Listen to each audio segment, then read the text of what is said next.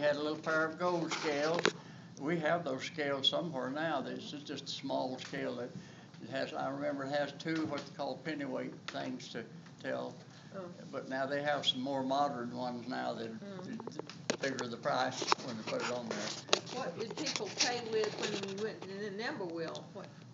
They paid with their chickens and eggs, and if they had some kind of a produce they wanted to sell, but mostly chickens and eggs. And occasionally you'd find a few people with a little bit of gold, and Papa would still buy that if they had it. Well, you moved to Dahlonega in 1929, and was that so your father could become a sheriff's deputy, or what? Why did you move to Dahlonega? Papa was a sheriff. He was a deputy sheriff. We moved in the county jail. We lived in the jail for 4 years. I remember when we used to go to high school, I told the kids up there, I said, well, you know, I spent 4 years in jail. They said, what did you do? I said, I didn't do anything. Papa just made me live there. But that's not all your father did. He opened a store, right? He opened the store in 1928. He had a couple two or three partners at the time, and the name of the store was Dahlonega Cash Store.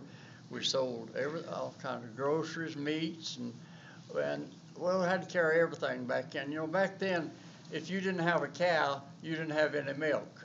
So everybody in town had a cow, and we had to carry a line of cow feed and stuff like that, so people wouldn't have to go to Gainesville.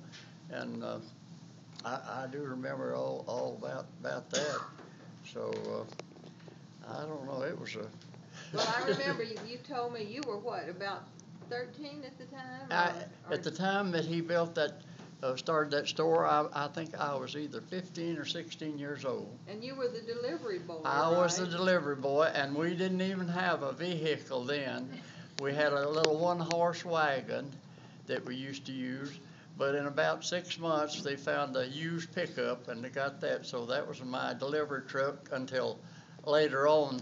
After I got out of service, I got an Army Jeep. We used that.